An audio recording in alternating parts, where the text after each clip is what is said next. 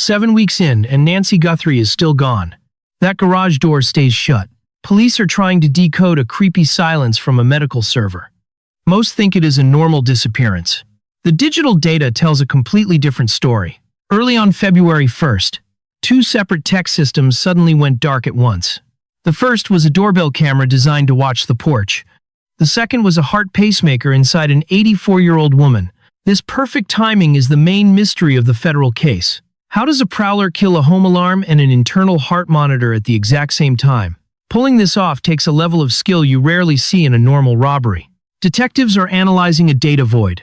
Every hour makes finding her alive much less likely. To understand how digital forensic cases really work, you should subscribe to Cold Case Files USA as we track this hunt. The lack of any digital signal is the biggest clue we have right now. This crime scene is defined by what is gone. Her digital trail vanished into the desert night. Cops aren't just looking for a missing lady. They are hunting someone who can erase a human being from reality and the internet. That silent heart monitor is the loudest alarm in this entire case.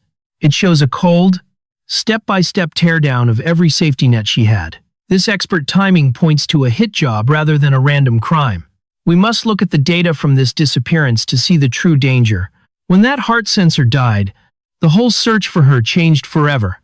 We must look at her physical state to see why the evidence is impossible. Nancy Guthrie is 84. Her daily life required help because she could not move well. She relies on an implant to keep her heart beating right. That device sends health data to medical monitors around the clock. This link acts as a digital lifeline to the hospital. A frail woman who can't walk well doesn't just wander away from her house in the middle of the night. Leaving home would take a huge amount of effort or a car's help. The layout of her Catalina Foothills home made it very hard for her to navigate. Her world was built for safety. That front door camera was her first line of defense. Her heart monitor was the final backup. These tools were put there so no medical crisis or physical threat would ever go unnoticed. Targeting these specific tools shows a dark plan. The kidnapper knew exactly what tech kept her safe. They bypassed her physical limits by attacking the tech she relied on. Her home security was made useless in seconds. The heart alarm never even sent a call for help. We are seeing a case where life-saving tech was used to hide a person's disappearance. The reality of an 84-year-old lady doesn't fit with such a clean, fast abduction. Moving someone with mobility issues takes quite a bit of time and muscle. Taking her without setting off one buzzer takes a massive amount of planning. The data shows the intruder knew her health and her tech inside out. Having this level of specific info makes them a much bigger threat. Cops have to explain how a frail lady was taken with such expert accuracy. The implant watching her heart was supposed to be her ultimate insurance policy. Knowing her internal sensor was the first thing to die is incredibly chilling for everyone. It proves that locks and smart homes can't stop a pro who is truly prepared. A safe house turns into a trap when your security systems are hacked. The timeline of the last time she was seen gives us our final clues. At 9:50 p.m. on January 31st, Tomaso Chioni drove her home. They'd just finished a normal family dinner. Getting her from the car into the house went smoothly. The garage door rolled shut behind the car without issues. That was the last time any family member actually saw Nancy Guthrie. The house was locked up tight, and everything seemed fine for the rest of the night. Just before dawn on February 1st, things changed fast. The whole home network suffered a total crash. Exactly when that system failed is the main focus of the federal hunt. By Sunday morning, it was clear she was gone. She missed her regular online church stream. Her broken routine was the red flag that led to a family welfare check. Police arrived at the home to perform a standard check on the property. The first sweep turned up conflicting clues. Doors and windows were locked tight with no signs of entry. The house was in perfect shape. Inside, nothing was out of place, and no struggle was found. But the tech crew found a big problem. There was a specific blood pattern on the porch. Tests proved the blood was Nancy Guthrie's. Having her DNA outside a locked, secure home is a complete logical mess. Evidence suggests she left the house on her own or was tricked before she started bleeding. Officers tried to pull the outdoor security video to clear up the missing time. Right then, the case turned from a search for a person into a deep digital investigation. Logs showed the doorbell camera was shut off right before the blood appeared on the porch. Backup drives and cloud storage were totally empty for those few crucial hours. Investigators then called the medical company to get heart data from her pacemaker. They hoped the device would show exactly when her body went into crisis. Instead, the medical data cut out at that exact moment. The trail vanished. He didn't just take her. They wiped her electronic history during the abduction. The blood is the only clue in a data blackout. The camera failing and the pacemaker cutting out at once can't be a fluke. Police are hunting someone who can kill a smart home security and silence a medical chip. Her vanishing is scary. But the way they erased her digital life is even worse. Now, the case is stuck right where the blood meets the missing computer files. Tech experts found the exact millisecond the home network crashed. The video didn't just stop because the power went out. A targeted jammer hit the signal. But before the blackout, the system caught a few scraps. Forensic teams salvaged old video files from the weeks before she vanished. Logs from January 11th and 24th show strange activity. A clear human shape is lurking on the edge of the yard. This person was casing the joint carefully. You can see the grainy footage on your screen. Look at the light and the shadows in the January 11th clip. Compare those shadow angles to the messy images from the abduction. The lighting matches the moon's phase on both nights, meaning they used moonlight to plan. They mapped every camera blind spot before moving in to take her. If you like these deep dives, subscribe to Cold Case Files USA for more updates. The scouting footage proves they knew every inch of that house. The intruder knew where the cameras ended and the shadows began. They took out the whole security system with professional skill. The records show the doorbell camera died when the medical server stopped getting her heart data. The fact that both events happened at once is the biggest clue. The outside cameras and her heart monitor both stopped talking at the same time. The sudden blackout of her pacemaker data is the most vital evidence found. The medical device was meant to beam her heart rhythm to a server non-stop. The signal didn't just get weak or fade out. It was cut off in one sharp moment. Now, investigators are looking at two very different, grim possibilities. Maybe the killer used high-tech gear to remotely jam her heart implant. Or maybe Nancy Guthrie's heart simply stopped beating right then. Did the kidnapper use an electronic pulse to blind the medical servers? Or did Nancy Guthrie actually die on the porch before she was ever taken? Rather than finding the target by the killed feed, agents stumbled upon a lone biological trace, sweeping the terrain in blocks. Teams spotted one stray glove 2 meters from the center. Forensic experts analyzed the found fabric and pulled a clean sample of human material. The resulting genetic sequence points to a man nobody has on record. This weird location clash totally breaks the current logic of our search. The main site shows insane tech skills, and not a single blade of grass moved. The second spot shows a sloppy human slip-up that doesn't match the clean digital wipe. Detectives are trying to figure out if the killer dropped it while running away in panic. On the flip side, maybe he planted the DNA just to throw the whole search off track. Finding that glove just pushed the active hunt across several miles of rough desert land. Cops are dumping massive amounts of gear and manpower into charting out the nearby sandy hills. CSI teams are hunting for any tiny bits of dust or skin along this new path. Every single clue found out there has to go through a brutal round of lab tests. The feds have officially verified that the DNA belongs to an unknown male subject. Now they are digging to see if this code matches the dark shape seen creeping around on the video. Adding this lone biological clue really screws up the timeline they had already put together. Searchers now have to find a way to explain how a master hacker could make such a stupid physical blunder. This massive clash is making the profilers rethink everything they thought they knew about this guy's head. Someone who plans hits around the moon's phases doesn't just leave personal trash sitting in the dirt. This forensic gap is turning into a nightmare for the agents trying to run the search grid. They are forced to move people based on a trail that might be a complete lie and distraction. The distance to the glove implies the guy had a set of wheels to get there fast. Except the sound sensors and all the neighbors' cameras didn't pick up a single car during the whole window. The total lack of any motor noise kills the idea of a fast getaway in a car. The physical clues we have right now leave this specific mystery totally in the air. The task force is crunching numbers to see if a getaway on foot is even possible. The jagged rocks of the Catalina Hills make escaping on foot way too slow to work. The whole case is stuck in a hole between two sets of data that fight. The physical stuff suggests a messy run through the brush. But the digital side shows a ghost-like move where the person had total power over the whole area. Police are slowly stacking these weird facts to create a computer model of what actually went down. Every bit of new info just adds another tall wall for the lead investigators to climb over. The pile of clues eventually hits the wall of what is physically possible for the missing woman.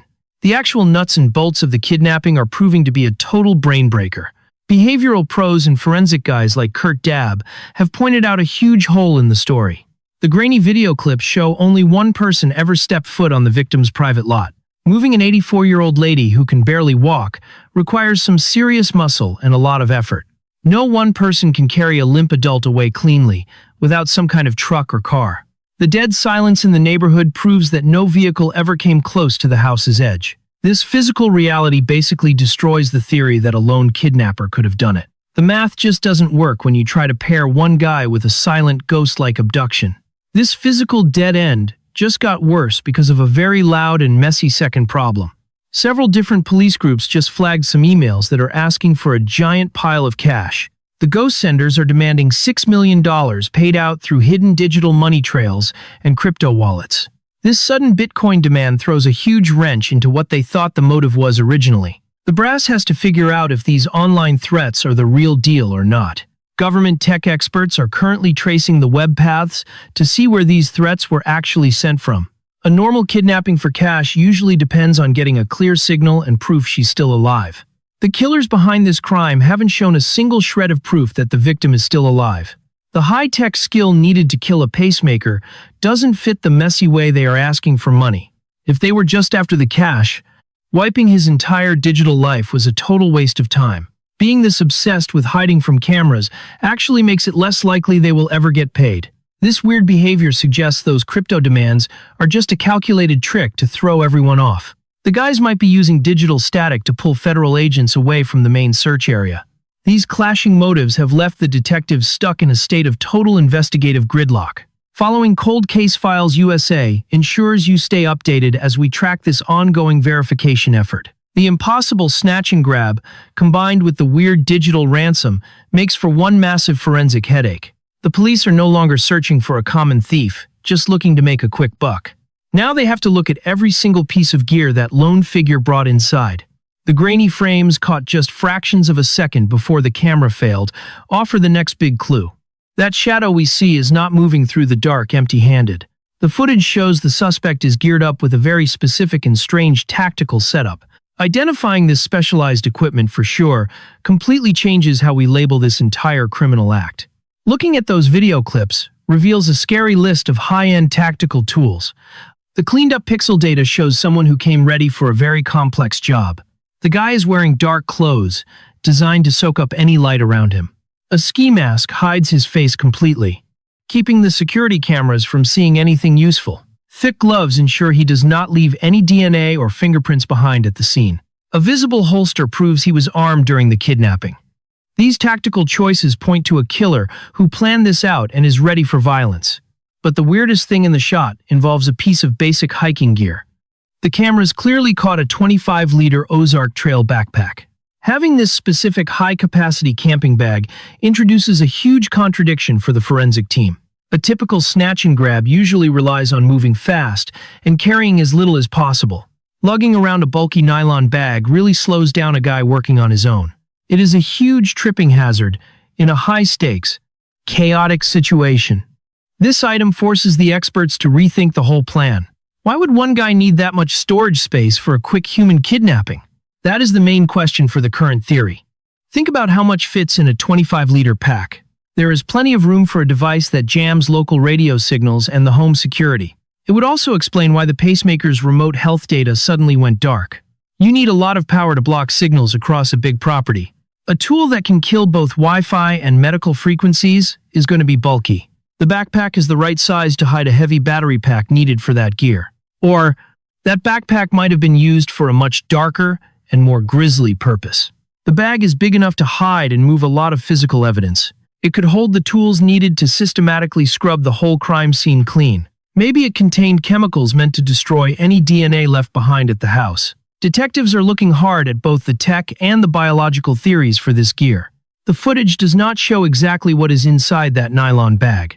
We really want you to look at these details for yourself. Why would a kidnapper prioritize carrying a big camping bag during a fast-paced snatch? Does that pack hold the tech that caused the blackout? Or is it something worse? Your take on this specific detail often catches things that typical forensic models might miss.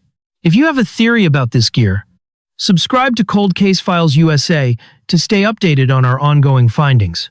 The backpack proves the guy knew he would need a lot of resources during the kidnapping. This level of planning totally kills the theory that this was just some random robbery. The guy showed up at the Catalina Foothills home with a very specific mission in mind. They've got the exact tech and chemical assets needed to take out someone they're tracking. This was a surgical hit and run carried out against a very easy target. The specific tools used show a terrifying power gap between the killer and their prey. The attacker used high-end prep against an 84-year-old woman with a heart device. The cold logic behind picking this gear makes the whole threat level skyrocket. The FBI profilers have to sketch out a personality based only on these items. That mask and those gloves are standard ways to hide a face and keep DNA off the scene. Bringing a piece shows he was ready to kill to get what he wanted. That bag is the big question mark that holds the key to why he broke in. Mixing these items together shows we're dealing with a real pro who knows exactly what he's doing. This guy managed to slip through a high-end neighborhood without tripping a single sound sensor. He bypassed a ton of layered security systems with total silence and pinpoint accuracy. Seeing this tactical gear on camera completely changes the direction of the whole case. Cops aren't looking for some messy amateur who bolted from a crime scene anymore. They're hunting a cold, methodical pro who's in total control of the tech and the house. Realizing they're up against such a high-level threat has forced a total change in how police handle it. The stress over those blank tapes has been replaced by a heavy, suffocating feeling of waiting. Detectives are just waiting for him to make one big mistake. They're hoping a tiny digital signal breaks through the silence. Right now, the active investigation is being handled in a very tight, top-secret lab environment. The boots-on-the-ground search is still going, but it's not turning up any real forensic leads. The main strategy for law enforcement right now relies almost entirely on high-tech data recovery. Federal agents are pulling huge piles of raw data from all the local phone companies. They're tracking every single cell signal in the Catalina area during that specific window of time. This means checking thousands of random data packets against the people who actually live there. The goal is to find one weird phone signal moving around near the house. Even if the killer used a jammer, he might have left a tiny digital footprint behind. The tech teams are hunting for a device that hit a local tower and then just dropped off. This kind of signal tracking takes a massive amount of time and a ton of computer power. Investigators have to clear out all the regular home Wi-Fi signals to find the bad one. Meanwhile, Nancy Guthrie's family is stuck in a painful state of waiting. They're forced to just sit there while supercomputers crunch through the data from that morning in February. The reality of the case is still stuck on two really disturbing things they can't explain. The first mystery is what exactly happened on that concrete porch outside the house. The lab confirmed they found the victim's blood in one very specific spot. What kind of struggle or injury left that particular blood pattern out there in the dark? The CSI team can't tell if she was hurt before or after the camera feed died. If it happened before, why didn't the cameras catch any of it? If she was hurt after the screen went black, how did this guy manage everything so perfectly? The amount of blood they found tells a confusing story about how bad the injury actually was. The second big question deals with the tech deep inside the medical network. Engineers at the device company are trying to rebuild the last set of heart data. They're digging through the server setup to find any bits of info that might have been delayed. Did her heart monitor pick up a major heart event before it was totally cut off? Getting those last bits of data back would completely change the way they look at this case. It would give them a rock-solid time for exactly when the physical attack started. It would finally settle the debate between a tech glitch and a fatal heart attack. The agencies are pouring everything they have into finding that tiny digital clue. Local cops are also running a tip line to get info from the public. They're sorting through hundreds of random calls to see if any of them actually lead anywhere. Filtering through the flood of public tips is vital for pulling out the truly important forensic clues. Each report of a car or strange person must be checked against the core timeline. The probe is currently stuck at a difficult point between smart tech and missing physical proof. Investigators have an alarming amount of side info regarding how the operation was planned out. They have no proven facts at all about where the victim is actually located now. Search parties are still working through the rough terrain of the desert, but the most vital work is happening inside private server rooms and digital evidence labs. Solving this mystery likely won't come from finding something physical out in the brush. It will come from one cracked file or a cell signal being successfully traced down. Until that tech breakthrough happens, the whole case is stuck behind a wall of intentional noise. A regular smart home is only as safe as its weakest wireless signal. Thinking we are totally safe online is just a fantasy. People often trust their home's safety to automated networks and wireless camera sensors. They assume that a constant data flow means a perfect shield of personal protection. What this mystery shows about computer forensics is quite scary for the average person. A smart criminal doesn't need to break a camera to make it stop working. They just need to cut the hidden signal that connects the device to the server. The weak spots in online tools create massive chances for someone to break in secretly. Basic wireless internet signals put out tracks that can be found. An intruder can use basic gear to find every connected tool in a house. They can map the whole security layout without ever setting a foot on the property lines. This specific case shows why having backup and wired security gear is so very important. Depending only on wireless links creates one weak point that can be hacked from afar. The public must realize that tech ease often puts their physical safety at great risk. The smooth mix of medical tools and home safety gear brings a whole new threat when staying alive depends on a steady digital link. That link becomes a main target for trouble. Intentionally breaking these linked systems means we have to completely change how we look at our own safety. Homeowners should look at their safety networks through the lens of signal jamming. Old-fashioned locks and wired camera systems give a vital layer of protection against high-tech hacks. The ease of a wireless doorbell camera can't replace the solidness of a wired network. This probe proves that digital walls can be taken down without a single sound being caught. The strangest part of this whole case always comes back to the medical implant. How did an outside threat jam a medical monitor that was buried inside a person? The answer to that tech riddle is the only way to solve the whole disappearance. The computer teams will keep digging through the cell logs and the saved video. The physical search of the Catalina area will grow as new models are built. We will watch every new turn in this hard digital puzzle as the facts come out. Subscribing to Cold Case Files USA is the only way to get these vital news alerts. The digital path is messy right now, but it hasn't been wiped away completely. Do you think the federal cops will eventually find the last data bits from the hacked pacemaker? The entire federal case relies on finding that one tiny bit of truth from the body. The forensic timeline stays broken until those missing data bits are finally pulled out. Until those medical servers record a new confirmed data point, the absence of Nancy Guthrie stays a scary and total silence on the monitors. The illusion of the invisible fortress, we build fortresses out of invisible signals, blindly trusting them to keep our most vulnerable loved ones safe. We rely on wireless cameras and digital medical monitors to act as our sleepless guardians. But the chilling disappearance of 84-year-old Nancy Guthrie serves as a heartbreaking wake-up call. Her tragedy proves a terrifying reality. A smart home is only as secure as its weakest wireless link. We naturally assume that a constant flow of data creates a perfect, unbreakable shield of protection. Yet, the very life-saving technology designed to be her ultimate insurance policy was weaponized against her. Silenced in a single moment. Thinking we are completely safe simply because we are connected online is a dangerous fantasy.